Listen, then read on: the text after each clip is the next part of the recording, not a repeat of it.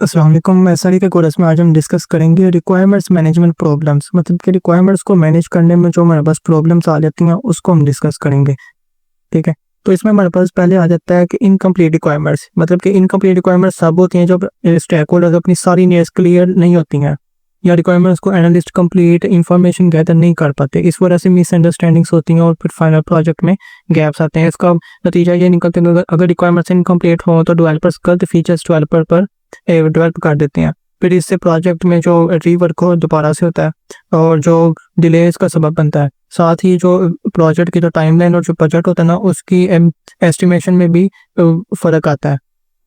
फिर आता है हमारे पास है चेंज रिक्वायरमेंट्स, यानी कि चेंज रिक्वायरमेंट्स का मतलब है कि प्रोजेक्ट लाइफ साइकिल के दौरान जो रिक्वायरमेंट्स अक्सर चेंज होती रहती है ना, इस पर इसकी वजह जो मार्केट की कंडीशन, इसका चेंज, टेक्नोलॉजी की अपडेशन या स्टैक होल्डर्स का फीडबैक हो सकता है। इसका नतीजा ये होता है कि जो फ्रीक्वेंट चेंजेस से जो प्रोजेक्ट के टाइमलाइंस और बजट डिस्टर्ब हो जाते हैं, जिससे जो स्कोप होता है ना वो डिस्टर्ब होती हैं और जो टीम्स को नई रिक्वायरमेंट्स के साथ एडजस्ट करना भी मुश्किल हो जाता है, जो फ्रस्ट्रेशन और जो टीम मोरल को ना गिरने का ना सबब बनता है।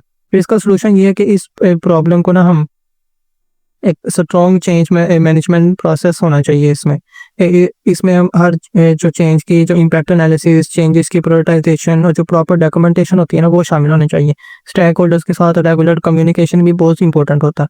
फिर नेक्स्ट हमारे पास आता है कन्फ्लिक्टिंग रिक्वायरमेंट्स, जबकि अक्सर अलग अलग स्टेक होल्डर्स की प्रायोरिटीज और जो नीड्स होती है ना वो डिफरेंट होती हैं। जिससे मार्केटिंग की जो टीम जो फ्लैशी फीचर्स पर फोकस करती है ना, जबकि जो डेवलपर टीम होती है वो स्टेबिलिटी और जो परफॉर्मेंस को प्रेफर करती है। तो इसमें भी फिर कन्फ्लिक्ट आता है। इसका नतीजा ये होता है कि इन रिक्वायरमेंट से ना डिसीजन मेकिंग डिले हो जाता है और जो प्रोजेक्ट की जो शेड्यूल और जो क्वालिटी होता है ना, दोनों पर असर पड़ता है।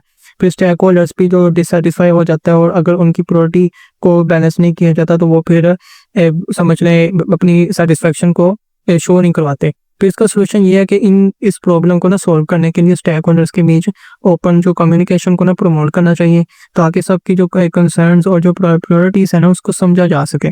फिर निगोटिएशन और जो कंप्रोमाइजेशन होती है ना, इस टेक्निक्स का यूज़ करते हुए उनको हम कॉमन ग्राउंड में फाइंड कर सकें। रिक्वायरमेंट्स को क्लियर और जो प्रॉपर डॉक्यूमेंटेशन होती है ना उसके साथ लिखना भी होता है, ताकि कोई कन्फ्लिक्ट हो तो अगर हम उसको रिजोल्व कर सकें।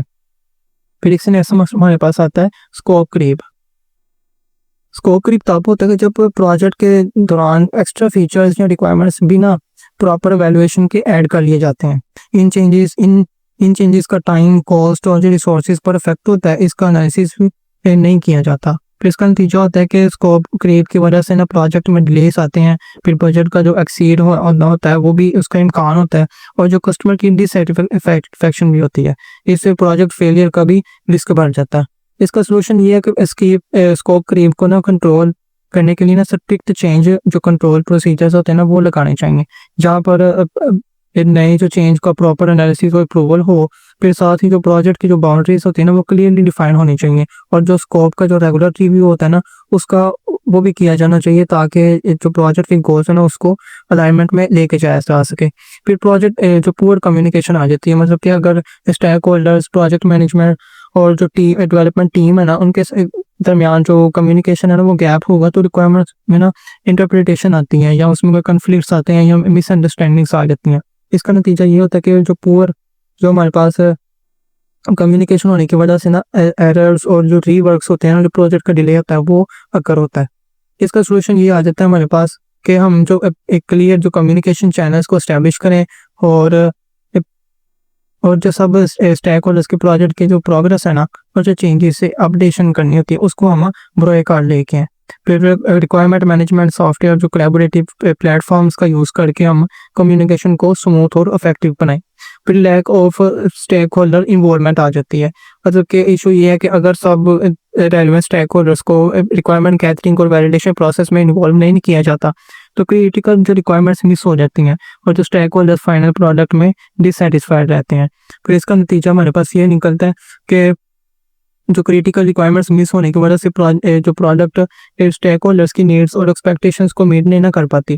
फिर साथ ही जो स्टेक होल्डर्स का प्रोजेक्ट के लिए जो सपोर्ट और जो बाई इन भी करना होता है ना वो सही से नहीं हो पाता, क्योंकि उसमें फिर डिलेज आ जाते हैं और जो उसकी टाइम होता है ना वो भी ज़्यादा लगता है। इसका सोल्यूशन हमारे पास कि परफेक्ट और जो प्रोजेक्ट के जो शुरुआती स्टेजेस है ना वो सब जो स्टेक होल्डर्स को आइडेंटिफाई और उसमें इन्वॉल्वमेंट लेके आए, फिर रेगुलर रिव्यूज और वैलिडेशन सेशंस कंडक्ट करें ताकि जो स्टेक होल्डर्स की रिक्वायरमेंट्स है ना उनकी सेटिस्फेक्शन दी जा सके।